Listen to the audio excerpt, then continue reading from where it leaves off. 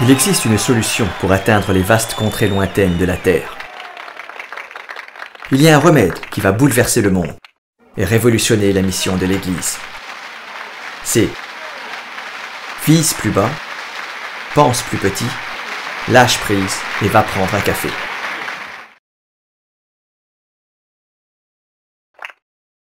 Je sais ce que tu te dis. Incroyable! Pourquoi n'y ai-je pas pensé avant? Pour bien comprendre l'importance de cette déclaration, faisons un petit retour en arrière. Le Soleil est une étoile parmi des milliards dans l'univers, et la Terre est une des plus petites planètes qui tourne autour de ce Soleil. Sur notre planète, il y a plus de 2 millions d'espèces différentes connues à ce jour. La moitié sont des insectes. Il y a 10 000 espèces d'arbres et 15 482 espèces différentes de poissons. Notre planète est vivante. Malgré nos efforts à explorer les étoiles, on n'a pas trouvé un soupçon de vie ailleurs, pas même la plus petite des bactéries. Rien.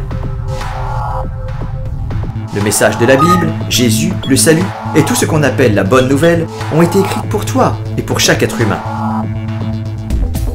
Le seul problème, c'est que tout le monde n'a pas encore eu la chance de l'entendre. 6 milliards de personnes vivent sur la planète pour une durée de vie moyenne de 67 ans. Seul un tiers de la population totale de la Terre a un accès direct à la bonne nouvelle. Les 2 autres tiers n'ont jamais entendu parler de Jésus et ne peuvent donc pas le suivre. Ça nous donne une moyenne de 67 ans pour les atteindre.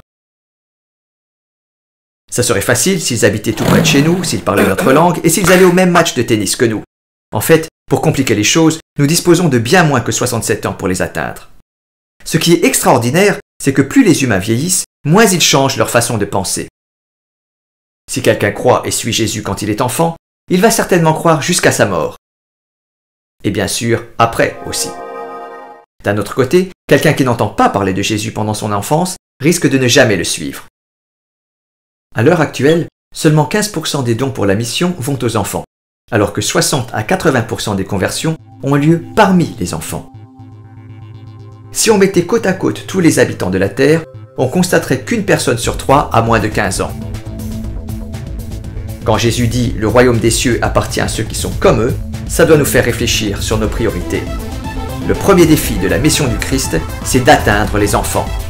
Alors, il faut que tu vises plus bas. La bonne nouvelle nous dit que la moisson est grande, mais il y a peu d'ouvriers. Dans le monde entier, beaucoup d'enfants et de jeunes sont déjà des ouvriers dans la moisson. L'appel pour les perdus ne commence pas à 30 ans, mais déjà durant l'enfance et l'adolescence. Les enfants ne savent peut-être pas autant de choses qu'un adulte, mais nous pouvons compter sur l'enthousiasme de leur jeunesse et ce qu'ils connaissent de la bonne nouvelle. Ils savent prier, partager et servir à leur façon. La population mondiale augmente rapidement. Il y a un nombre croissant d'enfants et un nombre décroissant d'adultes.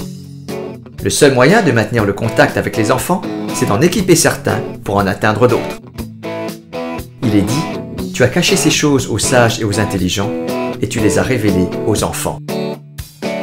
Pense plus petit. En observant les églises à travers le monde, on voit que certaines sont bien équipées et en bonne santé, mais qu'elles ne grandissent pas. Et d'un autre côté, on a des églises pleines d'énergie qui grandissent rapidement, mais qui n'ont pas de moyens financiers. Si nous voulons évangéliser efficacement, nourrir et équiper les enfants, nous devons ensemble accepter de partager nos ressources plus librement, abandonner l'idée de bâtir des empires et donner la priorité à la construction du royaume de Dieu. Peu importe ce qu'il te faut lâcher dans l'intérêt du royaume de Dieu. Lâche prise. Il est dit, le corps est un tout, bien qu'il ait plusieurs membres. Christ en est la tête. Aucun membre ne peut faire le travail tout seul. Aucun membre n'a toutes les réponses, toutes les ressources, toute la créativité ou le mandat pour le faire tout seul. Nous faisons partie d'un même corps. Lorsqu'un membre souffre, nous souffrons tous. Accomplir la mission du Christ, c'est accepter de prendre une tasse de café avec quelqu'un de l'église d'en face, lui parler, créer des liens, prier ensemble pour l'église en difficulté quelque part sur le globe. Nous faisons partie d'un même corps, nous faisons partie de la même équipe. Va prendre un café. Une grande partie de la mission du Christ est accomplie quand on vise plus bas, pense plus petit, lâche prise et qu'on va prendre un café.